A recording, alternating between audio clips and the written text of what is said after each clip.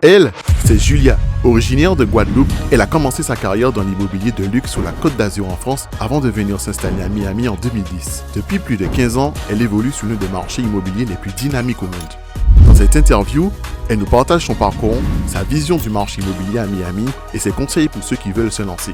Et restez bien jusqu'à la fin de la vidéo parce qu'elle va nous faire découvrir son tout nouveau programme immobilier en plein downtown de Miami. Une visite privée au cœur de l'un des projets les plus prometteurs de la ville. Alors, installez-vous confortablement et welcome to Miami.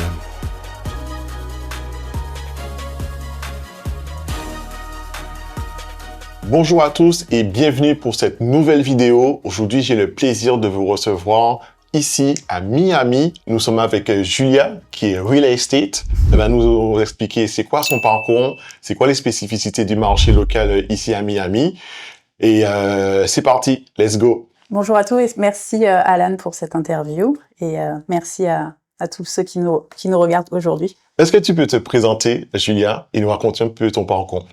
Mon nom est Julia Grolier, je suis agent immobilier chez Servira Real Estate à Miami.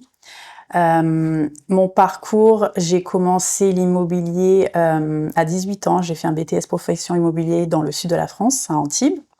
Donc j'ai commencé l'immobilier dans le sud de la France.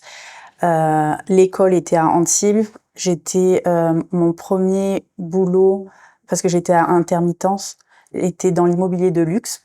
Donc on faisait plutôt Monaco, Cannes. Donc c'était l'immobilier de luxe pendant mes 2 ans de BTS. Et ensuite j'ai commencé à travailler pour une agence qui avait des bureaux à Saint-Laurent-du-Var, Antibes et Cannes-sur-Mer, qui s'appelle Martinez Immobilier. Donc j'ai passé quelques années là-bas et ça a été justement ma première expérience vraiment en tant qu'indépendant. Et en 2013, je me suis installée à Miami et j'ai commencé à travailler en 2015 chez Servira Real Estate. Je suis principalement, mon activité est principalement dans la nouvelle construction, donc je vends sur plan aux Français francophones. C'est ma clientèle phare. Et voilà, j'aide au maximum ma communauté. Je suis française antillaise, donc on a beaucoup d'Antillais aussi, communauté antillaise à Miami, donc ça me fait toujours plaisir d'aider les compatriotes. Ouais, c'est vrai que quand tu es présente, alors pour la petite anecdote, ça fait plus de 13 ans que tu es présent à Miami. Donc, le français, on a ouais, j'ai un peu du mal des fois, désolée. Pas de souci. Du coup, pourquoi avoir choisi Miami pour pouvoir exercer ton activité? Alors, Miami, c'est pas trop comme le reste des États-Unis. C'est un peu plus tropical. On a une forte population latino d'Amérique du Sud. Donc, il y en a qui disent que c'est la première ville au sud, la première ville latino aux États-Unis. Donc on n'a pas la même, c'est pas la même ambiance, c'est pas la même façon de travailler. Moi, ça m'a plu parce que j'ai grandi dans les îles, donc je voulais avoir toujours la culture des îles, parce qu'il y a aussi une forte population haïtienne aussi à Miami. Donc j'aimais bien toute cette culture, et en même temps, on a le go-getter des Américains. Mm-hmm. Depuis Covid, ça s'est accéléré parce que moi, j'ai commencé l'immobilier avant Covid. Et moi, en venant de France, dans le sud de la France, c'était un peu compliqué pour moi parce que c'était pas aussi business que dans le sud de la France. Et depuis Covid, on a beaucoup plus de New-Yorkais, de Californiens. Et du coup, la profession, je trouve, s'améliore de plus en plus. D'accord. Ok. Quand tu arrives ici à Miami, est-ce que tu parlais déjà anglais ou tu as appris à parler anglais en étant sur le terrain? Alors, j'ai appris à l'école en France et dans les îles, mais j'ai jamais eu un super niveau. C'était pas mon point fort, l'anglais. Donc du coup, après mon BTS, j'ai fait 1 année en Australie. J'ai fait Business English. La plupart des business termes sont en français ou latin, c'était assez simple. Mais du coup, je me suis vraiment, j'étais toute seule en Australie, donc j'ai vraiment dû me débrouiller avec l'accent. Je m'attendais pas à avoir un accent aussi fort, C'est prononcé. aussi prononcé. Et donc du coup, c'est là-bas où j'ai vraiment appris l'anglais. Et après, quand je suis arrivée ici, c'était juste l'accent. Il fallait que je m'habitue à l'accent parce que même quand on va à Chicago, par exemple, l'accent est un peu différent, donc il faut toujours s'adapter. Donc c'est vrai que maintenant, je suis un peu plus à l'aise avec les différents accents depuis 13 ans. Mais je parlais déjà anglais, j'avais déjà des bonnes bases. D'accord, ok. Donc, tu as un parcours principalement dans l'immobilier, du coup, tu as fait que ça, que dans l'immobilier. Pourquoi tu as décidé de te spécialiser dans l'univers du luxe? Alors, je pense que c'est dans tous les métiers. Dans tous les métiers, quand on se positionne dans le luxe, déjà ça prend du temps, mais les retours sur notre investissement est beaucoup plus élevé. Je connais des agents qui vont spécialiser dans les foreclosures, ça va être beaucoup de volume, mais au final, ils vont jamais gagner autant que quand on est spécialisé dans le luxe. Donc, moi, le luxe, déjà, c'est quelque chose qui me plaît. Pre-construction, c'est quelque chose qui me plaît aussi, parce que moi, là-bas, je voulais être architecte. Finalement, j'ai fait immobilier, mais donc c'est un univers qui m'a toujours intéressée depuis que je suis jeune. Mon père est dans l'immobilier, il y a des propriétés. Donc j'ai toujours un peu baigné dedans. D'accord, ok. Tout à l'heure, tu disais que tu travailles, enfin, tes clients sont majoritairement des Français. Est-ce que tu peux me dire un peu plus sur ta clientèle? Est-ce que ce sont majoritairement des entrepreneurs, des investisseurs ou des personnes qui ont fait fortune à la fin de leur entreprise? Qu'est-ce que tu peux me dire par rapport à ta clientèle ici?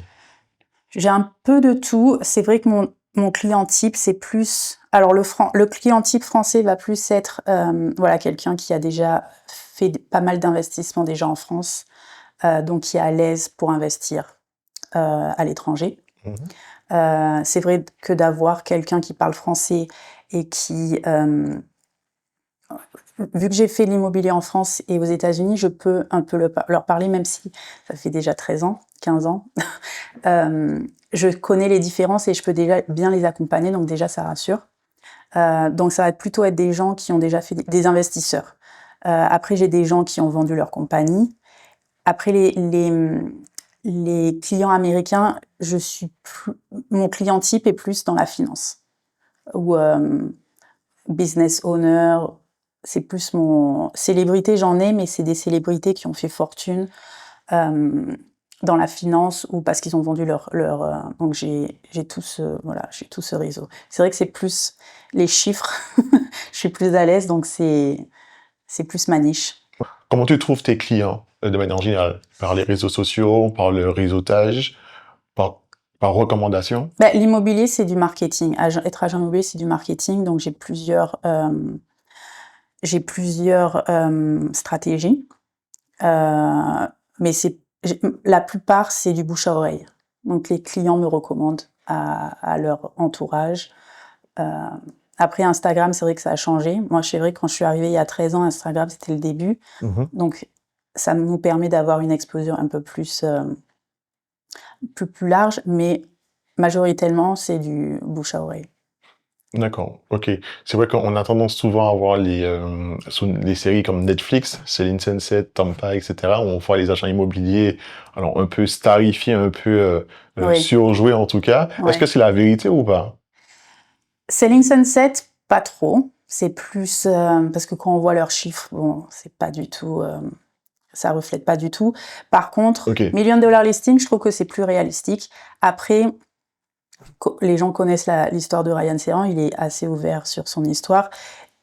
Il voulait être un acteur, donc il a trouvé, t'as trouvé ça une bonne niche. il a trouvé sa bonne niche. Mais bon, c'est vrai que maintenant, voilà, il a ouvert sa compagnie, il est très successful, mais Billion Dollar Listing, c'est un peu plus réalistique. Selling Sunset, c'est plus du drama, Ok, d'accord, dans des d'accord. belles maisons. Belles maisons, des belles voitures, etc. C'est ça. Du coup, est-ce que ça a une influence, le fait d'avoir une belle voiture pour aller à un rendez-vous business pour vendre un penthouse, par exemple? Je sais pas, moi, ma voiture, elle est bien, donc je sais pas. Je sais pas Alors, si ça aide ou pas. Quand je dis bien, je vais aller dans les extrêmes. Une Ferrari, une Bentley ou une Rolls-Royce. Est-ce que, par exemple, ça aide pour closer un deal à plusieurs millions de dollars ou pas du tout? Ça dépend qui on a en face. J'ai eu des clients milliardaires, ils viennent en Toyota. Hmm. Donc si j'arrive en Bentley ou Mercedes, je pense pas que ça fasse une différence.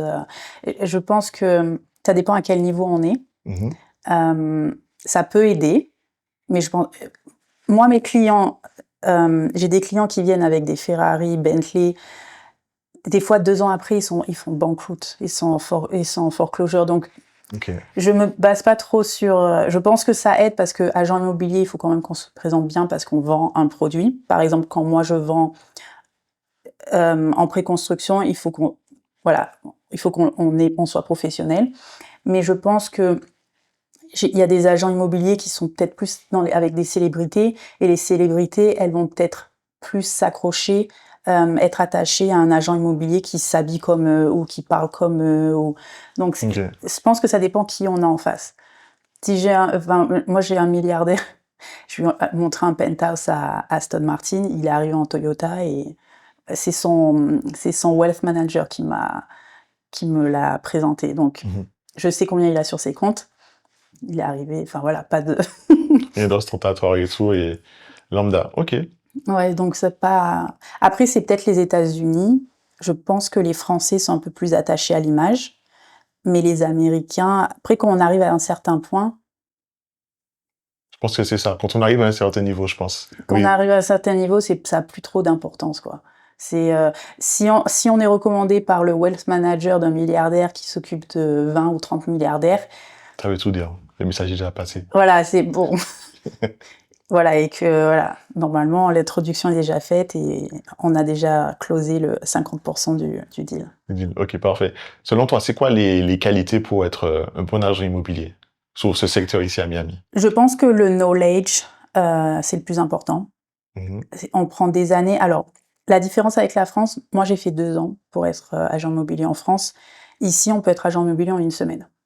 Pas du tout pareil. Donc, après 1 semaine, on n'a pas de knowledge. Donc, ça prend des années. C'est ce que je dis aux nouveaux agents qui arrivent et qui me demandent des conseils. Ça va prendre des années avant de tout savoir. Moi, mon avantage, c'est que quand je suis arrivée aux États-Unis, j'avais déjà de l'expérience, donc je savais déjà vendre. C'était pas ma première vente, ma première pre-construction deal. J'étais déjà à l'aise et j'avais déjà des clients en France qui sont venus investir aussi aux États-Unis. Mais le knowledge c'est plus important. Si on ne sait pas de quoi on parle, le client il va très bien. Ça dépend quel client on a, mais normalement le client il va très vite s'en apercevoir. D'accord. Quand tu arrives ici à Miami, comment tu es arrivé? Est-ce que depuis que tu es à Miami, tu es toujours dans ce même groupe? Ou tu as été J'ai été dans un autre. J'ai été dans un autre qui m'a pas trop plu parce qu'il y avait pas, ils faisaient pas beaucoup de préconstruction. Je crois qu'ils en faisaient même pas. Et c'était pas. Alors, les agences aux États-Unis et les agences en France, c'est différent. C'est-à-dire que en France, en tout cas à mon époque, quand j'y étais, c'était des agences où le broker était involved, T'es impliqué. était impliqué. On avait des clients qui venaient dans nos bureaux. C'était pas du tout la même chose ici. Les brokers, ils ont peut-être, en tout cas le premier broker où j'étais, il avait peut-être 3 ou 4 000 agents immobiliers. Il faisait pas du tout de l'immobilier, il avait juste sa licence et il y avait pas de suivi. Donc moi j'arrive, comme je dis ici c'est assez facile d'avoir sa licence immobilière. Donc si j'ai pas un broker à qui je peux poser des questions et avoir des guidances quand je commence, même si je sais déjà close, le process est un peu différent de la France. J'avais pas ça. Cervera, comme je disais avant qu'on commence à filmer, Alicia Cervera, elle a 95 ans. Quand on faisait la préconstruction, les pré-sales de Aston Martin, un jour, je suis arrivée avec mes clients au sales center. Elle était avec ses clients au sales center pour close. Voilà, elle fait ça depuis 60 ans. Mhm. On a une question, elle est là. Parfait. Donc c'est pas du tout la même approche. Après, quand on est agent immobilier, on est indépendant, donc on est responsable de son image, de son knowledge. J'attends pas que de mon broker de me donner le knowledge. Il faut aussi que je fasse aussi ma part du boulot. Mais Servira, en tout cas, c'est ceux qui m'ont le plus... J'ai été pistonnée pour rentrer chez Servira. D'accord, ok. J'ai été... T'as répondu du coup à ma question. C'est un agent qui me...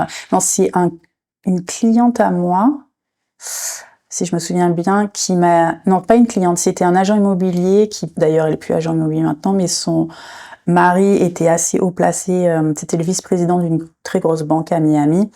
Et du coup, il faisait business avec Servira. Et du coup, ils m'ont fait rentrer comme ça. Donc, j'étais rentrée red carpet avec les vice-présidents des top D'accord. des banques. Ok, parce que aussi, tu avais déjà montré auparavant que tu savais vendre et que tu avais des résultats. Ouais. Bien entendu. Parfait. Il faut toujours montrer. C'est le sales job. C'est de la performance. Les chiffres ne mentent pas. Les chiffres ne mentent pas. Parfait. Tu parlais de licence. En une semaine, on peut être agent immobilier ici aux États-Unis. La licence, elle a un coût? Ouais, c'est pas grand. C'est pas grand-chose. Non. Okay. Moi, j'ai la broker license, c'est-à-dire que j'ai le niveau supérieur. Je peux ouvrir une agence demain si je veux. Donc, je dirais peut-être 200, 300, je sais plus. Mais c'est une centaine de dollars pour, voilà. Alors, c'est aussi le problème. En France, il y a moins de compétition. Ici, il y a beaucoup plus de compétition. Je crois qu'on est 60 000 agents immobiliers à Miami. Miami seulement, ok. Et il y a que 10% qui performent. Ah ouais. Marché de requin. Donc, ouais. Il y en a beaucoup qui font un deal tous les 5 ans, ou voilà. Donc, c'est pour ça que c'est différent parce que ici, on a accès, on travaille avec le MLS. En France, on a le SIA, c'est le service interagence. Moi, j'ai fait quelques deals avec le SIA quand je travaillais en France. C'est la même chose, on met nos biens en exclusivité, et puis si par exemple il y a un agent immobilier de Paris qui a des clients à Nice, il peut lui présenter mes biens. Donc là c'est pareil, sauf que nous on a des licences par État. Moi j'ai ma licence pour la Floride, et j'ai accès à tout ce qui est à vendre sur la Floride. Je fais partie du Miami Association, donc j'ai accès à tout ce qui est à vendre sur Miami, parce que nous on travaille qu'en exclusivité. Et nous on est spécialisé dans les préconstructions, donc tous les projets qu'on présente, on travaille directement avec le développeur. D'accord, ok. Tu disais que l'image de marque des agents immobiliers, c'est à vous de faire, donc c'est à votre charge pour pouvoir avoir de nouveaux clients. Donc je vais dire le mot clairement, en termes de personal branding, qu'est-ce que toi tu utilises, quel levier marketing que tu utilises pour pouvoir faire ta communication? Moi, j'ai été la première à commencer à faire des YouTube vidéos. Donc YouTube vidéo, Instagram, social media. Je suis aussi dans des journaux français, French Geek Street.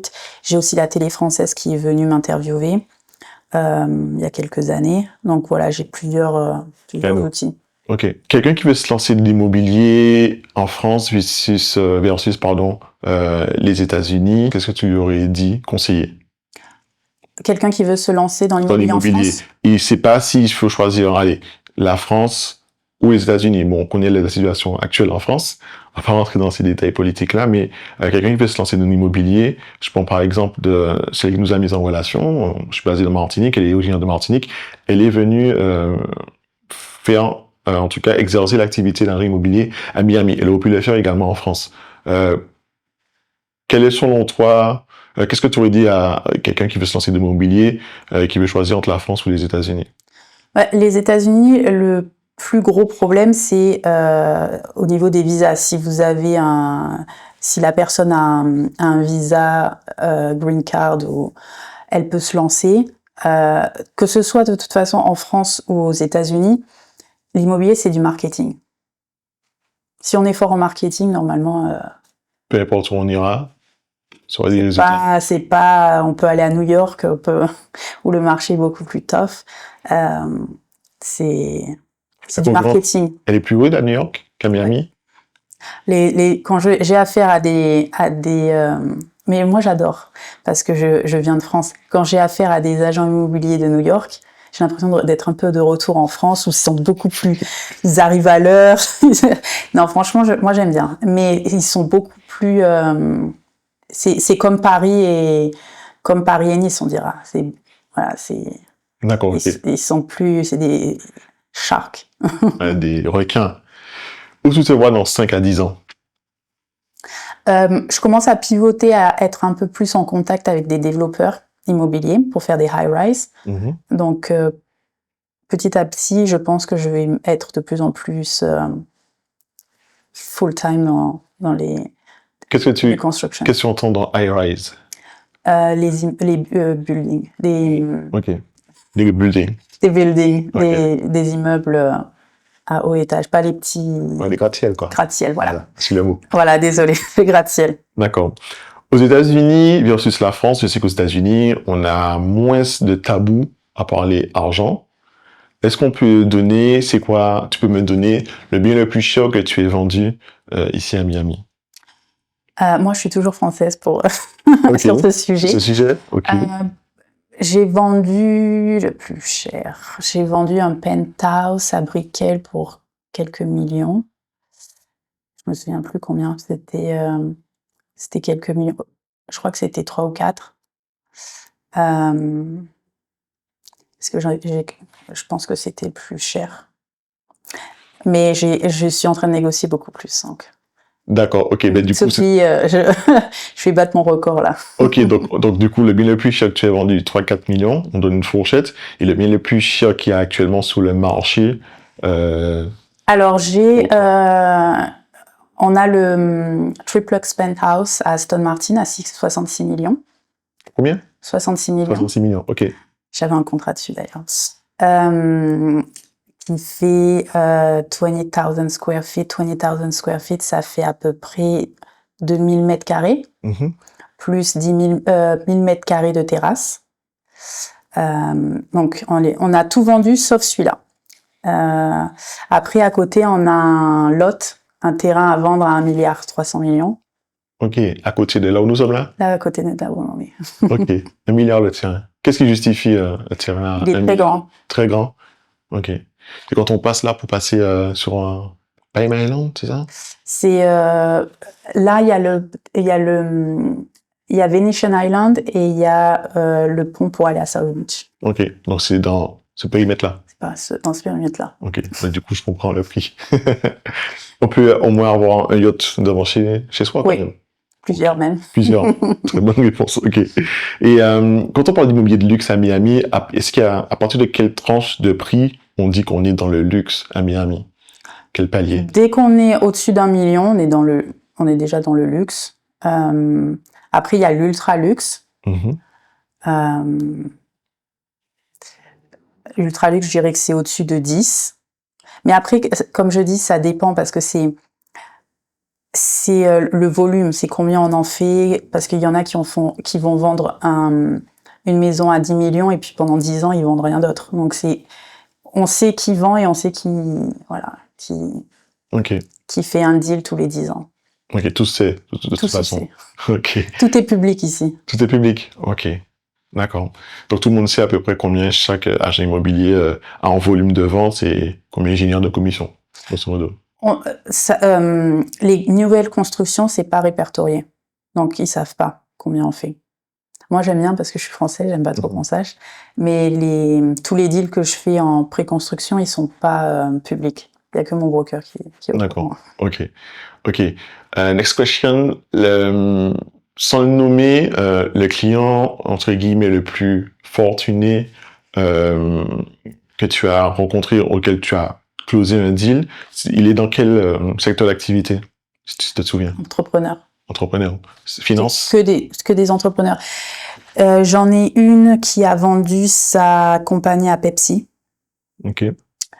J'en ai un autre qui a des malls dans les îles.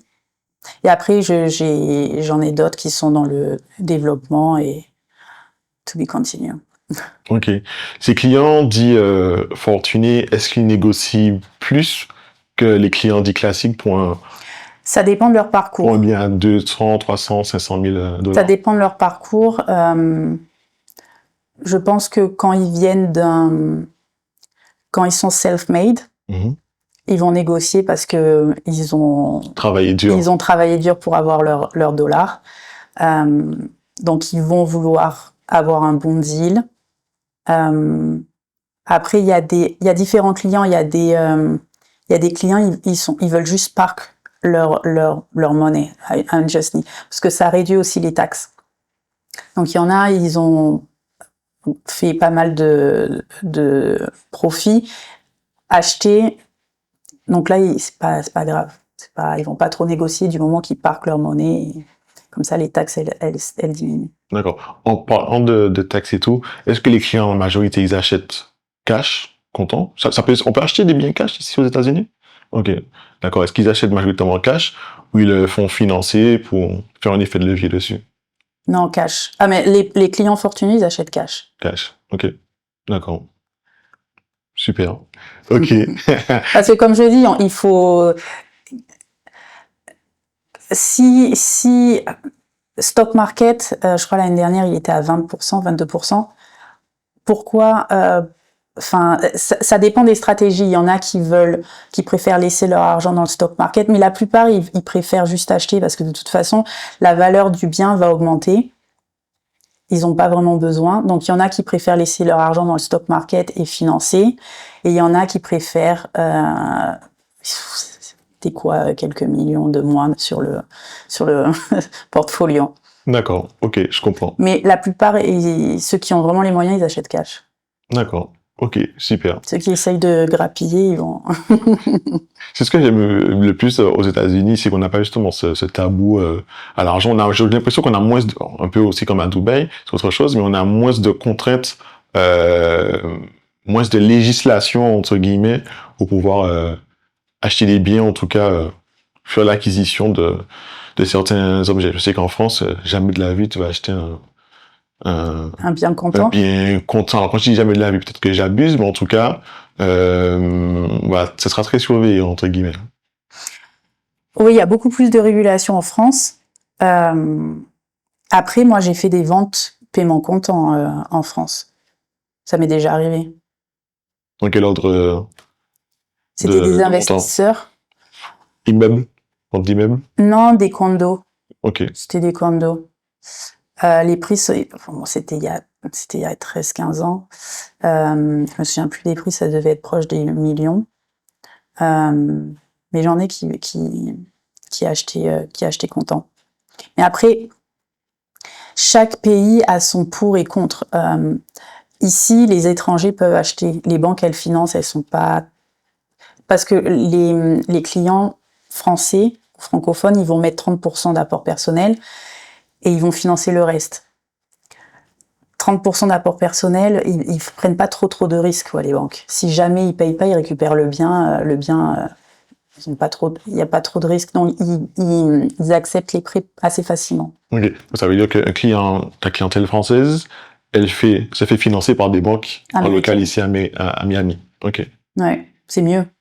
Le taux d'intérêt est plus élevé, mais ce que les gens oublient souvent, c'est que les taux d'intérêt, on peut les renégocier. C'est-à-dire que quand les taux d'intérêt descendent, on peut refinancer et avoir le même taux d'intérêt. Donc c'est jamais vraiment fixe.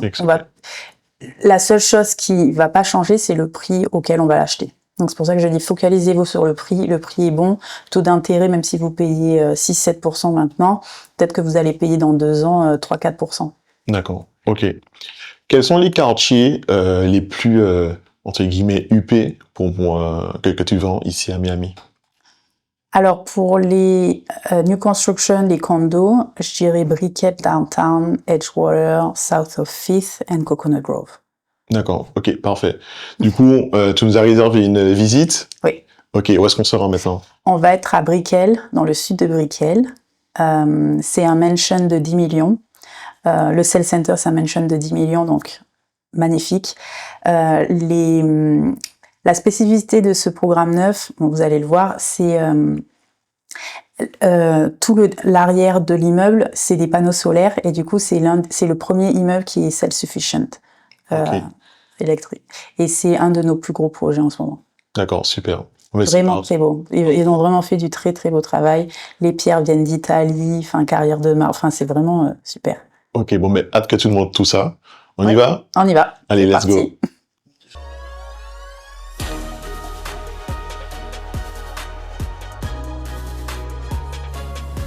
Ok, alors là c'est un peu pour vous donner une idée du quartier. Donc ça c'est Aston Martin, c'est ce que je vous disais. Nous on était un peu plus dans le nord. Donc ça c'est Brickell. Donc Brickell Avenue, c'est l'équivalent, ça va être l'équivalent de Fifth Avenue à New York. Donc c'est là où il y a toutes les banques, tous les financial hedge funds. Ici c'est, je ne sais pas si vous connaissez Ken Griffin. Non, je connais pas. Ken Griffin, c'est l'un des hedge funds les plus importants aux États-Unis. D'accord, ok. Il a acheté ce terrain, plus un autre, je crois, derrière, pour... Celui-là, il a acheté à peu près 400 millions pour faire son immeuble, son headquarter. Ok. Et du coup, il est en train de... Ça a été l'un des premiers major hedge funds qui s'est installé à Miami. Donc, c'est vraiment pour amplifier le fait que Brickell, ça va être c'est le financial et ça continue à être le financial district of the United States. Parce que là, il parle de relocaliser la bourse à Miami. À Miami. Donc, sortir de New York pour aller à Miami. Sacrées ambitions. Ben, c'est en train d'arriver. Et du coup, au milieu de tous ces big players, on a 1428 Brickell. C'est un immeuble ultra luxury, c'est-à-dire qu'on n'a pas d'hôtel au milieu. C'est très privé, il n'y a pas de commercial space, pas de restaurant. Tout est pour les résidents. En ce moment, les plus petits appartements qu'on a font à peu près 200-250 mètres carrés et commencent à 4 millions. Ce que j'aime avec ce programme neuf comparé aux autres programmes neufs où vous avez, parce qu'il y a Dolce Gabbana aussi qui se construit, il y a Baccarat aussi qui se construit sur la rue. Quand il y a un brand associé à un immeuble, on compte $1 million en plus sur un appartement. Donc on a des super prix. Le même appartement dans un autre immeuble, il va être à $1 million plus. Et ça ne va pas être la même qualité de construction. Whitex, c'est le développeur et il fait des immeubles très très luxueux. Donc ça, c'est la localisation. Là, on est au sud de Brickell, donc c'est un peu plus quiet, c'est un peu plus tranquille que dans le nord, où il y a plus les hôtels, il y a le Brickell City Center. Donc là, on est vraiment plus au niveau des banques et voilà, c'est un peu plus tranquille. La particularité, c'est que c'est des grands appartements et on a quand même une vue mer, même s'il y a des immeubles qui se construisent, parce que là, on a l'océan. Et on a aussi, je suis en train de bouger et on a aussi une vue mer aussi au niveau du sud, parce que du coup, c'est Coconut Grove et on n'a pas beaucoup d'high-rise. Comme on voit, on est la dernière partie des high-rise, après c'est residential et du coup, on a des maisons. Hello. Hello. Bonjour. How are you? Good, and you? Good. Hello. This is Hi. Alan. Daniela. Nice to meet you. Nice to meet you as well. Hi. We already start Okay. shooting. Well, I love that. Very cool. So, because you train me well, Oh, okay. I'm doing the presentation in French. Les architectes et les designers sont italiens, donc ils ont voulu créer un immeuble en accord avec la nature. Donc c'est pour ça que les matériaux sont très nobles et on a l'impression d'avoir un immeuble qui fait des vagues pour être justement...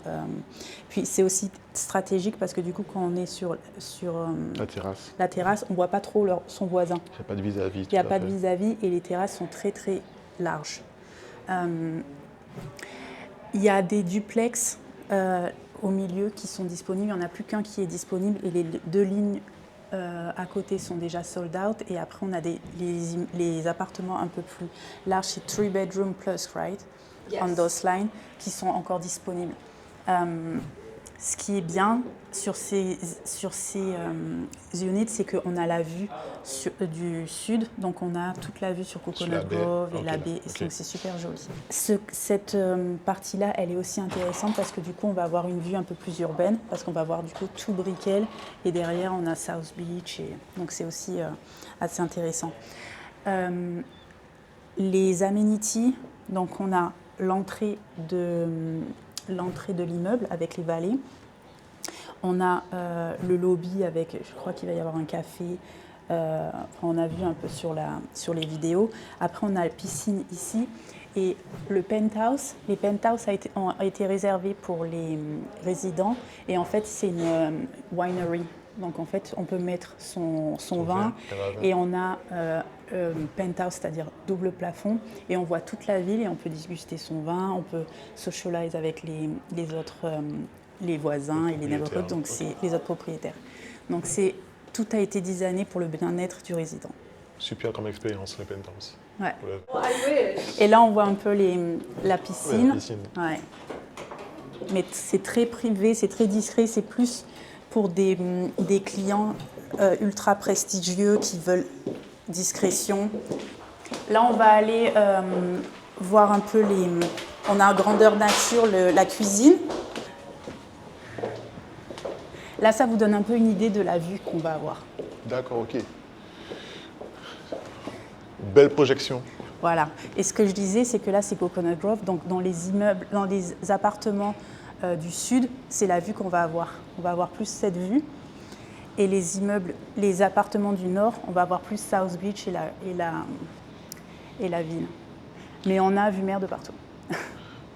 La cuisine, pareil, hein, c'est floor-to-ceiling glasses, donc c'est la vue qu'on va avoir.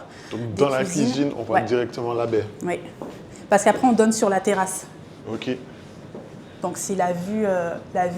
Et puis tous les matériaux sont très nobles. Les appartements viennent avec l'électroménager. Et c'est les carrières de marbre d'Italie. Après, je pense qu'on peut changer si on veut d'autres couleurs, mais tout vient d'Italie. Les cuisines sont identiques, après ça va dépendre de l'appartement, mais généralement les cuisines sont comme ça. Avec également de quoi mettre sa canne à vin. Super. La seule chose qu'il n'y aura pas, c'est le poteau. Le poteau, on a dû le mettre, il ne sera pas dans le poteau. Et on a dû le faire parce que c'est la construction du mansion, mais tout sera ouvert. D'accord. 2 éviers, un sous l'îlot central et un autre ici. Après, Gargono, c'est le meilleur... La référence. Il y a possibilité de fermer, les personnes qui aiment les cuisines fermées, il y a possibilité d'installer des panneaux. Ok. Donc là, la hauteur sur le plafond, on est sur du 3-4 mètres. Ouais, là c'est le niveau penthouse. Ouais. Ok. Mais le dernier étage, c'est 2 fois ça, donc ça va être 8 mètres. Parce que c'est 2 fois penthouse, c'est deux penthouses, donc c'est immense. Donc c'est les salles de bain. Donc vous avez monsieur et madame, pareil c'est marbre. Donc les salles de bain, elles sont un peu plus claires. Très belle finition. Ouais. On voit que les tons, ils sont sobres. Ils ont voulu faire tout en accord avec la nature. Et là, c'est du travestin. Et là, on a une idée un peu des closettes structurées. Donc, tout est fait pour que ça dure. Vous voyez, ils sont vraiment dans le détail pour pas que ça s'use trop. Tout a été fait pour que ça dure. Daniela, she can help us. Absolutely. Vous voulez voir des images des parties Oui, communes? je veux bien. Downstairs, better? Yeah, I think downstairs is better. Okay. We have the big screen. Ok. Tous les coins les murs sont en angle pour justement vous guider vers les pièces de vie. Et les pièces de vie, donc vous avez donc le salon avec la cuisine qui est en angle et tout est fait pour que vous puissiez profiter de la vue exceptionnelle de Miami. Là, c'est la librairie. Alors ça, c'est l'entrée pour aller... pour les ascenseurs, vous voyez la sculpture, tout a été designé. Ça, c'est la première piscine. Which floor again is this one? Au 8e étage. Donc pareil, les résidents, ils auront des cabanas, jacuzzi. Thank you. Thanks for coming. Thank Thank you. you. Bye-bye. This is for you. Thank Thank you so you. much. Bye, have a great day. Bye. Merci beaucoup, Julia, pour cette visite. C'était Merci. passionnant. Merci à vous d'être resté jusqu'à la fin de cette vidéo. Si vous souhaitez avoir plus d'informations, je vous invite à contacter directement Julia. Merci également pour tous les plans, pour toute la Avec visite. plaisir. Je vais te dire, on se revoit peut-être l'année prochaine pour un Ça achat marche. immobilier. Et suis si là. vous avez aimé, n'hésitez pas à liker, à vous abonner et à partager. À bientôt.